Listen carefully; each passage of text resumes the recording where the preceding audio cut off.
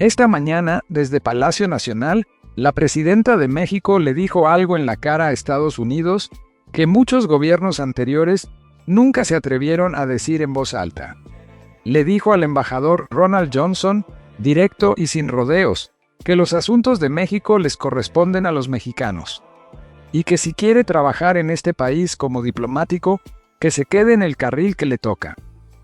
Una frase sencilla, pero detrás de esa frase hay semanas de tensión acumulada, un incidente con agentes de la CIA que todavía no termina de aclararse, 10 funcionarios mexicanos acusados por el Departamento de Justicia de Washington, y una presión que lleva meses buscando doblarle el brazo a este gobierno. Hoy el brazo no se dobló. Si quieres entender qué está pasando de verdad entre México y Estados Unidos, y por qué esto va mucho más allá de un intercambio diplomático de palabras, quédate hasta el final. Y si todavía no estás suscrito al canal, este es el momento, porque aquí no te vamos a dar el titular solo. Aquí te vamos a dar el contexto que necesitas para entender lo que está en juego. Para entender lo que pasó hoy, hay que retroceder 6 semanas, era el 19 de abril. En la sierra del municipio de Morelos, Chihuahua, un convoy oficial regresaba de madrugada después de desmantelar 6 laboratorios clandestinos de producción de metanfetaminas. El operativo había durado 2 días. Participaron elementos de la Agencia Estatal de Investigación de Chihuahua y personal de la Secretaría de la Defensa Nacional. Lo que nadie dijo al principio, y lo que tardó horas en salir a la luz, es que en ese convoy iban también 4 ciudadanos estadounidenses. Y cuando el vehículo se volcó en la oscuridad de esa madrugada, 2 de ellos murieron, sus nombres: Richard Leiter Johnston y John Dudley Black, agentes de la CIA. El gobierno federal mexicano no sabía que estaban ahí. Sheinbaum lo dijo ella misma desde su conferencia. Su gobierno no había sido notificado del operativo. La Defensa Nacional no sabía que había extranjeros participando, y nadie del gobierno federal había autorizado su presencia en labores de inteligencia.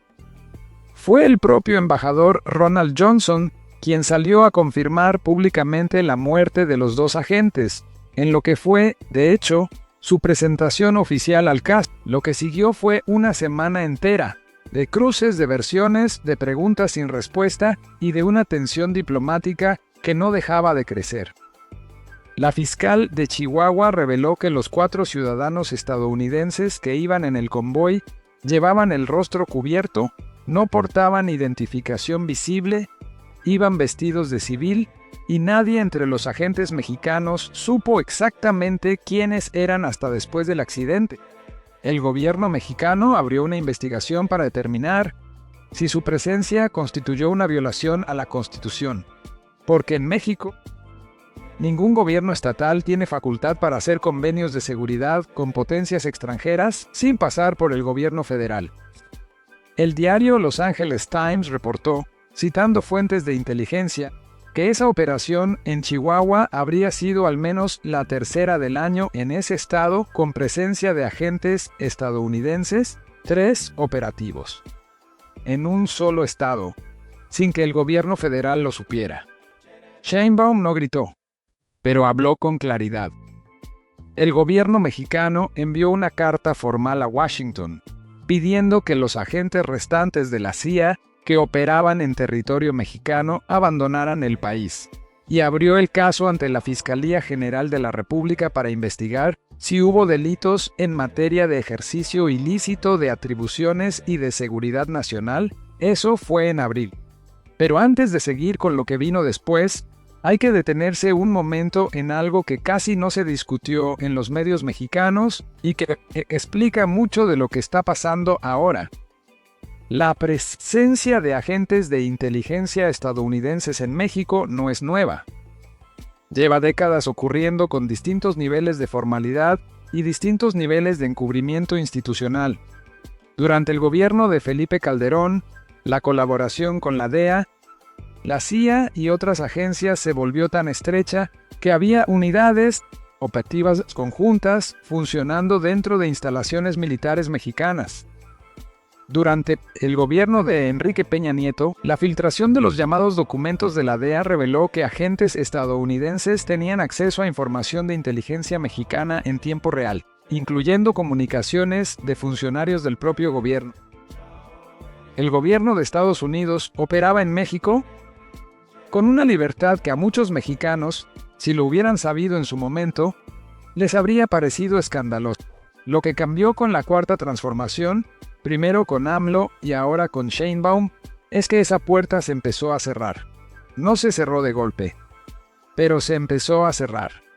El entendimiento bicentenario, el acuerdo que sustituyó a la Iniciativa Mérida, estableció condiciones más claras sobre cómo debía funcionar la cooperación bilateral en seguridad. Y una de esas condiciones era exactamente la que se violó en Chihuahua: que cualquier operativo con participación de personal extranjero requería notificación y autorización del gobierno federal mexicano. El caso de la CIA en Chihuahua no fue un accidente diplomático. Fue la demostración de que hay sectores del aparato de seguridad estadounidense y del aparato político chihuahuense que nunca aceptaron esas nuevas reglas y que siguieron operando como si nada hubiera cambiado. La gobernadora de Chihuahua, Maru Campos, del PAN, autorizó la participación de los agentes sin coordinar con el gobierno federal. Y cuando todo salió a la luz, la versión inicial del fiscal estatal los llamó instructores de la embajada, en un intento de minimizar lo que había pasado. Sheinbaum no lo minimizó, abrió la investigación, exigió explicaciones y envió la carta pidiendo que los agentes salieran.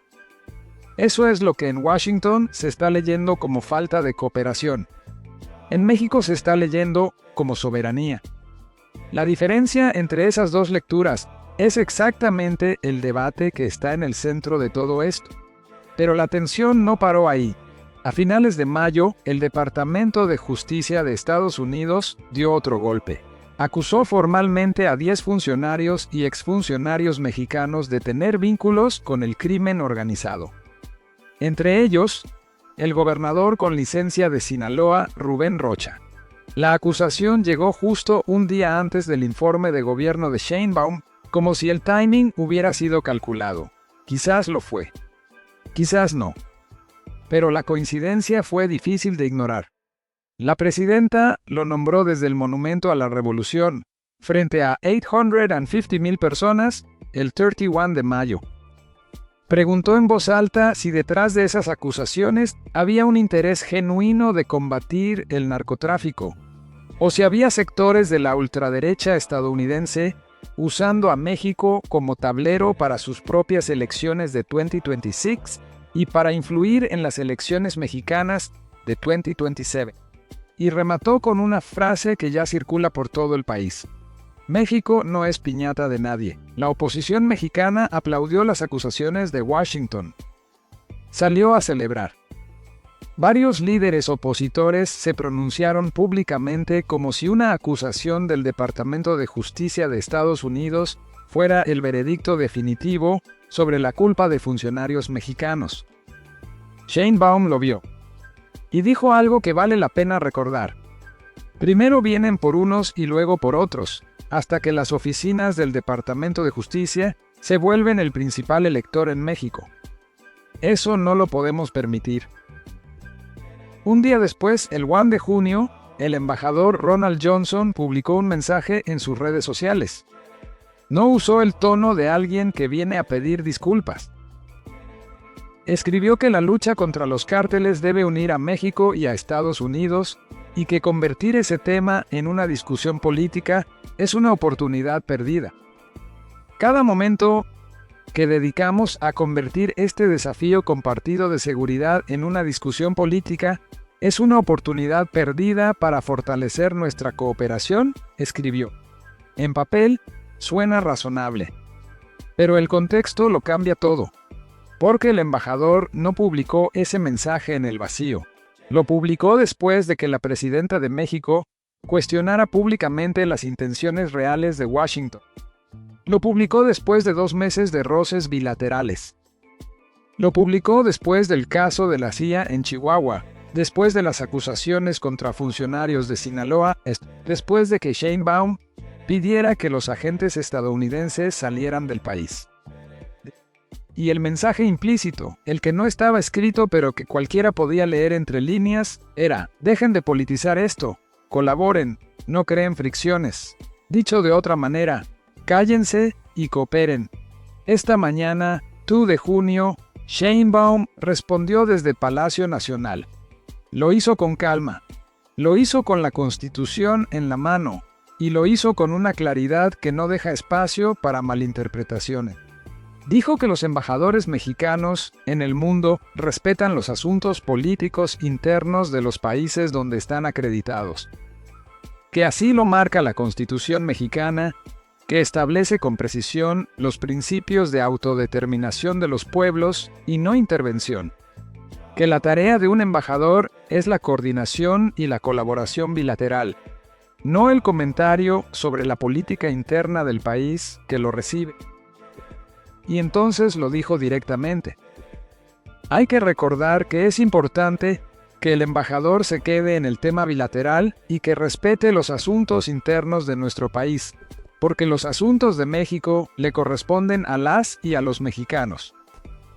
Después agregó algo que es igual de importante y que en los titulares desapareció.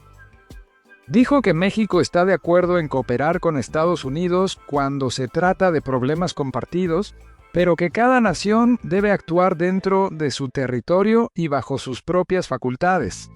Fue explícita: ellos actúen en su territorio, y cerró con una invitación al pueblo de México. Dijo que a todos les corresponde entender lo que está viviendo el país, mantener buena relación con Estados Unidos, pero siempre pidiendo respeto a la soberanía, que eso no es solo un asunto de la presidenta. Es un asunto de todas y todos los mexicanos. Esto es importante entenderlo bien, porque hay dos formas de leer lo que está pasando y solo una de ellas es honesta. La primera lectura, que es la que están usando los medios opositores y algunos analistas en Washington, es que Sheinbaum está politizando el tema de seguridad para proteger a funcionarios corruptos, que está usando el argumento de la soberanía como escudo para evitar la rendición de cuentas, y que México está siendo un mal socio en la guerra contra los cárteles. La segunda lectura, que es la que los hechos sostienen, es que el gobierno estadounidense lleva meses operando en territorio mexicano con agentes de inteligencia que el gobierno federal no autorizó, que acusó públicamente a funcionarios mexicanos en un momento políticamente conveniente para ciertos sectores internos de Estados Unidos, y que ahora le pide al gobierno mexicano que no haga preguntas sobre todo eso, que simplemente coopere. Pedir que no se politice algo mientras se hace exactamente eso, acusar a funcionarios extranjeros en vísperas de un informe de gobierno y justo cuando se acercan elecciones, es una contradicción que merece ser señalada. Y Sheinbaum la señaló. Hay una línea que Sheinbaum ha trazado desde el principio de su gobierno y que en estas últimas semanas quedó más clara que nunca. México va a cooperar con Estados Unidos en todo lo que implique enfrentar amenazas compartidas: narcotráfico, tráfico de armas, migración, crimen transnacional. Eso está sobre la mesa y siempre ha estado. Pero esa cooperación tiene condiciones. La primera, que se haga dentro del marco legal de ambos países. La segunda, que no haya operativos unilaterales de inteligencia extranjera en suelo mexicano sin autorización del gobierno federal. La tercera, que Washington no use a México como escenario para sus propias disputas internas. Esas condiciones no son capricho, están en la Constitución, están en el derecho internacional, y cualquier gobierno soberano del mundo las aplicaría. Para entender por qué esto genera tanta fricción, hay que entender algo sobre cómo funciona la política de Washington hacia México. Durante décadas, el gobierno estadounidense se acostumbró a tratar la relación bilateral en seguridad como una relación vertical. México recibía la agenda, la financiación de los programas, a veces incluso el entrenamiento de sus propias policías y militares, y a cambio abría sus puertas a la presencia discreta de agencias de inteligencia y seguridad estadounidenses. Así funcionó la Iniciativa Mérida. Así funcionaron muchos de los acuerdos que vinieron después. México cooperaba, y Washington decidía qué contaba como cooperación suficiente. Ese modelo empezó a romperse cuando AMLO llegó al poder y se aceleró con el caso del general Salvador Cienfuegos, cuando el Departamento de Justicia arrestó en Estados Unidos a un exsecretario de la Defensa mexicano sin notificar al gobierno de México, y México respondió revocando los permisos de la DEA para operar en territorio nacional. Ese episodio marcó un antes y un después. Le demostró a Washington que México podía y quería poner límites, y le demostró a una parte del establishment de seguridad estadounidense que el viejo modelo de acceso sin restricciones había llegado a su fin low, que estamos viendo hoy con Johnson y con las acusaciones del Departamento de Justicia es, en parte, un intento de restablecer ese modelo anterior, de presionar lo suficiente para que México vuelva a abrir esa puerta. Y la respuesta de Sheinbaum esta mañana fue clara. La puerta no se reabre bajo presión. La tensión bilateral no va a desaparecer con un comunicado. El caso de la CIA en Chihuahua sigue en manos de la FGR. Las acusaciones contra los 10 funcionarios de Sinaloa no se retiraron, y en Washington hay sectores que ven la posición de Sheinbaum como un obstáculo, no como una postura legítima de un gobierno soberano. Lo que pase en los próximos meses va a depender, en parte, de cuánta presión aguanta esta postura sin romperse y de cuánto le importa a la ciudadanía mexicana defenderla. Ese es el fondo real de todo esto. México y Estados Unidos van a seguir siendo vecinos, van a seguir compartiendo frontera, comercio, familia, historia, pero la forma en que se negocia esa vecindad, quién pone las reglas, quién cede y quién no, eso se define en momentos exactamente como este. Esta mañana, México no cedió. Deja en los comentarios qué piensas de la posición de Sheinbaum frente al embajador. ¿Crees que es la respuesta correcta o que México debería manejar esto de otra manera? Aquí todos los puntos de vista cuentan, siempre que vengan con argumentos. Si este análisis te sirvió para entender mejor lo que está pasando, compártelo, porque este tipo de contexto es exactamente lo que los medios de siempre no te van a dar. Suscríbete si todavía no lo has hecho, y nos vemos en el siguiente video.